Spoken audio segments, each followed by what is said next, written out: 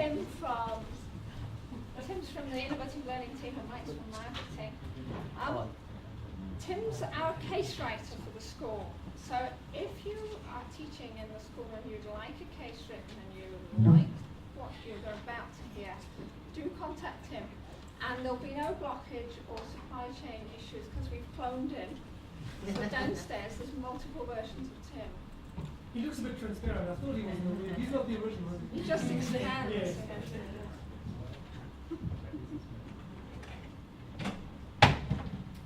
Right. Okay. Thanks for having me.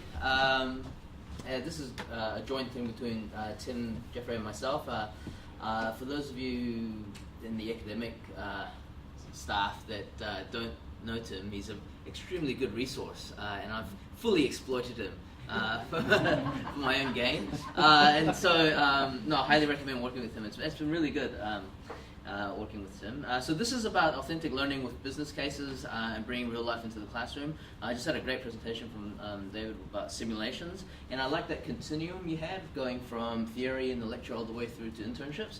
And so with the cases that I do, very much moving onto that internship side of things with, and usually they accumulate with a winning team being interviewed for a paid internship over a 3-month period or something. So I've managed to negotiate that with most of the clients that I bring in. So just briefly today, we'll look at what I'll get you guys to do is to put yourself in the minds of the student. So for some of you, it might be a bit of a stretch, but imagine you're a student. So I'll go through the client. Which so a particular one this semester was a client called Aquaticus, and they're a New Zealand highly sustainable brand that makes organic fertilizer out of marine waste from the fishery industry. So I'll take you through the client. So imagine you're a student being presented with this client. Then I'll take you very quickly through the brief that Tim and I jointly sort of come up with. And then we've got a section on engagement. And I've got a question mark right here. Because it's a lot of effort to do this, and it's always an interesting question. Well, how much do the students actually get out of it? How many of them fully embrace the challenge, and how many sort of take a very calculated, analytical approach and say, well, actually, I'm here for a certificate called a degree, and I'm going to do the sort of minimum sort of necessary. So there's some interesting results from surveys that Tim ran. So this is the client here at Aquaticus. This is the old brand. So it's through a friend of mine. So all these clients I get either through my consulting or friends, or some of them are previous students as well. So it starts to come around, which is really good. So Aquaticus, so he's a horticulturist, Bruce Jemison, runs has a landscaping side, but also has his real passion is developing these brands. So this is the old branding. Then through one of my contacts, I put him in contact with Riches and Partners in Newmarket, and he undergone some significant rebranding. The 3 key things they found with his product is that it was made in New Zealand. It's one of the only BioGrow certified organic fertilizers, and there's this general trend of especially with the wealthier consumers wanting to grow your own stuff. Wanting to make sure it's organic, not using pesticides, having gardens that are safe for your family and your pets, that sort of stuff. So it's a perfect storm for this product. His whole idea is this idea of whole nature, and that humans often are outside this natural ecosystem. And so part of his product is bringing waste from the sea back into the soil, right? And so this is some of the branding work that the consultancy in Newmarket did.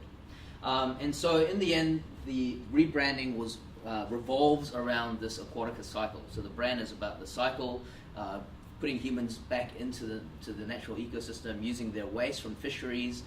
So what he gets all the fish guts and stuff that we would normally dump back in the ocean. He takes that and processes it in an organic factory and turns it into this really bio-rich organic fertilizer.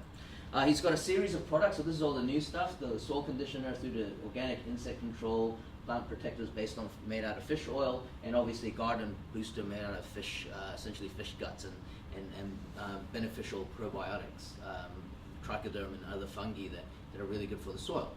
So that's the client. So the client comes in, he presents this to the class. This is an abridged version. He gets about 40 minutes. They question and answer session, that sort of stuff, and it talks about the prizes, the internships, rolling out the winning marketing campaign, that sort of thing. Then we put together a brief. So with this brief, and I'll take you really quickly through it, one set of instructions. Now the one thing I want to bring your attention to is it's an optional assignment. So sort of in line with the whole inclusive learning idea, I kind of approach this as, okay, we know in the marketing major they have to do some compulsory teamwork for 301, which is another course I teach. So for 306, which is an elective, I really make it an optional elective so that they can play to their strengths. So it's optional, but not only is it optional, so if they don't want to do this, then they do an application test at the end of the semester. If they do this, they can decide whether they want to do it by themselves, in pairs, in teams of trios, or in groups of 4, so up to the maximum group of 4. So I really sort of just give it to them so that the different learning styles can really pursue what they think is best. There's a lot of instructions, and I find the more instructions we give, the less questions we get, but the more frustrating it is when you get the stupid questions, when they should have read the brief. So a lot of information. This is uploaded on Cecil, they can download it. Then we go through marking criteria, once again very detailed marking criteria, and this is where Tim will later take you through the rubric. So I've got a couple of criteria based on what we cover in class, the theory of advertising and promotion. Things like how original, the craftsmanship of the ad you come up with, how consistent is the message if it's an integrated marketing communications campaign, whether they've used theory that we've covered and sort of tried to justify some of the business decisions they're making, all that sort of stuff. Then Tim interviews the client and comes up with typically a 2-page case. So this is the case here, and then there'll be some sort of supplementary appendix sort of information for the students just to get them started. Okay, so that goes through there, and then they have the rubrics, which we'll go into a bit more detail. So these rubrics are based directly on the marking criteria that I came up with. And what Tim's done is he's gone through and given a D, C, B, and A range on how they performed across these criteria. So that the students get all this, which typically does answer most of their questions, but obviously you still get a few, and I'm always happy to answer them via email or in person. Okay, so the thing is, it's optional. We know that. So what we thought was really cool is, okay, well let's do a survey, and Tim came up with this. So we came up with a couple of surveys. Do you want to sort of start to go through your part of the presentation, because it'll naturally lead to the questions we ask? Thanks, Mark. Yeah, I'll do that. I'm still writing complex cases where there's a need. But what's really nice about this, and I've also done it in commercial law, is that it's a kind of evolving methodology. And in this case, it's based around a 2-page scenario. So I wouldn't call it a full Harvard case, but in the common law context, I think it was about 19 pages in terms of the full assignment brief. So it depends, and it's customized. What I like about this is the fact that there's a real problem that has to be solved. And the cases that we've written last year and this year, they're real marketing and promotion issues that have to be solved. So I put that together, and then I look at a customized rubric that serves the student needs as well as Mike's teaching needs. Then we develop the survey. It's also customized, and then we look at the trends. And it's not advanced statistics, but we want to find out, what are students, what are the choices they're making, why are they making those choices, and what is this telling us from a broader perspective.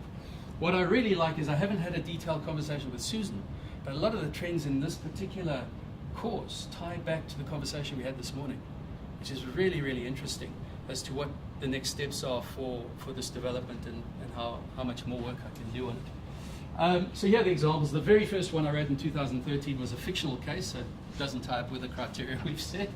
The second one was the Iron Bar Cafe, which is in K Road. Very interesting case because it's in K Road. I don't think Michael, the owner, has still figured out who the customers are, because at 12 o'clock at night he's got a different set to the ones that come in at 10 in the morning. They do serve brilliant coffee, and he's been there for more than a year now, which we give him a lot more credit for than perhaps when we first sat down and engaged him. But he understands the restaurant business. So we put that together, and then obviously this year we've done the one that Mike's spoken about. Oh, so this is just a step in. This is just some examples of the students that do choose to engage in the optional assignment come up with some pretty cool stuff. So this is just, I asked them to come up with one sort of ad concept that's flexible across different types of media, and that becomes kind of the focal point of the report. So each of these is also accompanied by a 2,000 word report, which is a bit more systematic. But so we've had good ideas from, okay, well, this is all to do with the iron bar. So one idea was, okay, well, why don't we engage the target population and have them come up with suggestions? So you might not be able to see it at the back, but things like choosing menus, recommending different cocktails and recipes. Others take a more sort of a sophisticated look to try and, build up the brand image. Others still really kind of take a more basic approach and say, look, the problem is that no one knows what you do, so let's tell them what you do morning, afternoon, and in the evening. Others kind of take a more sort of traditional advertising approach. So this one's an interesting one because they recommend advertising on bus shelters for people that are already in the local area that have missed the bus, and so the parking is not an issue. So it's kind of a captured audience of the people that are already within that area instead of trying to get new people to come in, which is difficult when you're in the city. And finally, another one, sort of more of a brand personality building. So the problem with the Iron Bar is it's a chic sort of hip place, but not much brand personality. So this particular one was, okay, let's develop sort of a cheeky, sort of almost a flirtatious sort of brand personality, which matches the sort of bohemian, hippie sort of thing that K-Road has, but also a little bit of that sort of, I guess, that sort of flirtiness that you would expect from that area. So that's just some examples of the things we get. This one is quite a tricky one, because when we initially spoke, the grading criteria are so subjective. So it was a real challenge putting this together and meeting what are fairly standard criteria that you put to a rubric. But we wanted to clarify the assessment goals and demystify the assessment criteria, make sure it was more transparent, and that there was some kind of structured way of giving feedback to students. So that's what we did. And that's what I worked with, as Mike has already alluded to. I mean, you've got things like bang for the buck. You've got things like power, originality, resourcefulness. How do you make those really objective criteria across 4 levels, say? So there they are. You've seen that one. I've got an example up there. I'm not going to go into too much detail because we might not have time, but Mike really helped in qualifying that, because from a kind of lay marketing perspective, it's quite interesting what we would attach value to in terms of what we think bang for the buck is, but in actual fact, it's tied to return on investment there. So there's an example there. And then we went into the student survey one, this one is also quite interesting because it has that choice available to students. So I'm going to chat very briefly about the academic assessment format, the first one, which essentially is trying to establish why students have chosen one format over another.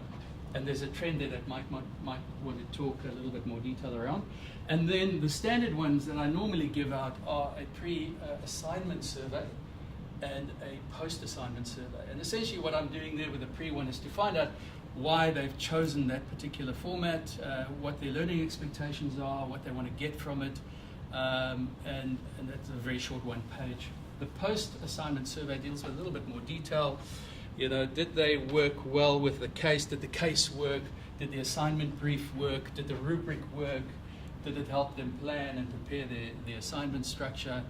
Did they get some value of it? And then there's a whole lot of questions around group work. Did they benefit from the discussions? Did we meet their learning outcomes? Did we meet their learning expectations? So that's how it's put together. The examples here, why I put this slide up is I made the mistake of doing the first one last year on Google Docs, and I got 3 respondents. I think if we offered them a Ferrari, they would have filled it out. But this year we handed them out physically in class, and we got 165. So essentially, this survey we handed out to the whole class. I really want to know why students are choosing the test option over the assignment option, and that's a trend that since you've run the course has been consistent. Which is actually really interesting, because when Bodo and I first ran it together, one of the criticisms when we went from the assignment back to just tests was that they wanted something applied, right? Or at least a proportion of them. And that was my reasoning for, okay, well, let's give them something applied. But in saying that, only about 20% year on year have been fully sort of engaged with the assignment. The majority, about 80%, go for the test. And there's no internship for the test, there's no prizes, there's nothing you can really stick on your CV or anything like that. So here are some high-level trends. This particular sample, 59% chose the test, 26% chose the assignment option, and the remaining 15% are still undecided because they've got until May sometime. To make a final choice.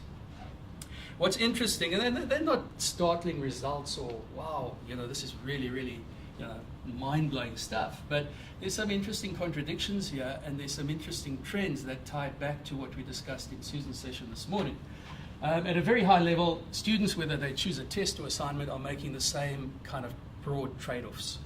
They are choosing a convenient route through, which is the path of least resistance. They prefer that in terms of time and effort to the level of difficulty or challenge. And what's interestingly is they'll overlook the quality of learning. So they'll sacrifice learning for convenience. Students prefer new skills and enhanced work opportunities over academic knowledge and understanding, which is an interesting contradiction for the test group, because one would assume that you're not going to get all the work skills from a test. And they tend to look at the opportunity to achieve the highest marks over reducing the risk of failing. These are third-year students, so they back themselves. And there are some variations between the two groups, but broadly speaking, they follow the same kind of trends. This probably needs a little bit more work. What we do is we give them an option of what your preferred style of engagement would be, and I just called it a kind of study style. And I'm not limiting them to their selection, so they could choose all four. You could have somebody who says, I like working alone and studying, I like working alone and learning by doing, and I also like working in groups. You could get that option. But these are the four dominant ones. So what comes out here, which is quite interesting, is this one here, in terms of none of the assignment folk wanting to work alone and study and basically read. Traditional study. Yeah. Yeah. I mean, it begs the question, if they scored more highly, and in other words, more of them chose working alone, what are they doing alone then? And I mean, that might mean, more kind of scientific definition to what we mean. I'm interpreting that as a kind of independence. These people are taking on the challenge more than the test. There's more work. They want to do more. But yeah, it's an interesting zero on that. And the other two are pretty self-explanatory. You'd expect them to want to work in groups, the assignment folk, and you'd expect the test guys to kind of follow those kind of trends. This is also quite interesting in that, you can't really see the small print there, but 50% of the test sample said they would learn more from the assignment. So yeah, that was a really interesting slide Tim sent me. So what this is saying is that of the people that picked the test, 50% of them admit that they would have learned more from the assignment, but they're still picking the test. Whereas for the assignment, it makes more sense. The people picking the assignment, 81% think they'll learn more from the assignment. So that makes sense. That's why they're doing the assignment. So I had this conversation with my son who's 18, and I said, I just can't believe that students wouldn't grab every opportunity to be better prepared for the workplace. And his reply was, Dad, even though you're useless, you're still better than the average student, which is good to know. So what does this tell me? It tells me that I need to do more of these collaborative scenario type projects in different departments, so that I can collect and compare trends across departments and levels and all of those good things. In this particular example, I want to find out what the market is saying about what they value in graduates. Are they making the assumption that academic performance equals work performance, or in their hiring process are they looking at something different? So I want to know that, and I want to be able to provide informed feedback to the students about themes like, well, if you take the path of least resistance, might have the following implications when you start looking for a job. That might tie in with the first year experience as well. So you can tell marketing students that this is what the market generally wants and this is what they're looking for. But what it means is that there's a lot more work to be done. I'm starting a second one with Rob Batty in Com Law, which will also give me some more details, and I'm going to be talking to Bodo because I believe he's taking over this particular module. And that's, in a nutshell, and a quick rush through it. So how did each of the different groups do in the final exam? Was there No, this is still happening as we speak. Oh, I see. It hasn't Yeah. finished yet. Yeah. So that will Yeah. be interesting. So from last year, the assignment group got probably half a grade to a grade higher on average, which makes sense because they're probably a more motivated bunch, but it's also a smaller sample as well. So you probably get kind of the higher achievers, well, the ones that are really keen are going that way. Yeah. but I typically, like, if a student was to ask me, well, they would ask the question, well, which grade gets a higher grade, thinking that if they do that, they're going to get the higher grade. But if you think that way, you're not doing it for the right reason. So it just means that you bring down the average of the group that actually was keen. Yeah. So David, I love you're offering different group sizes. I've used that a lot, like a group of one is sort of fine. What if you gave them the flexibility, the ones doing the assignment could also do the test? Yeah, that's funny. I've had one really keen student ask me that, and you know, I guess to their credit, in an ideal world, I'd say sure, but it's a class of 189, and so we're not resourced to be able to mark double the amount. So in addition to this assignment, they also get an applied terms test.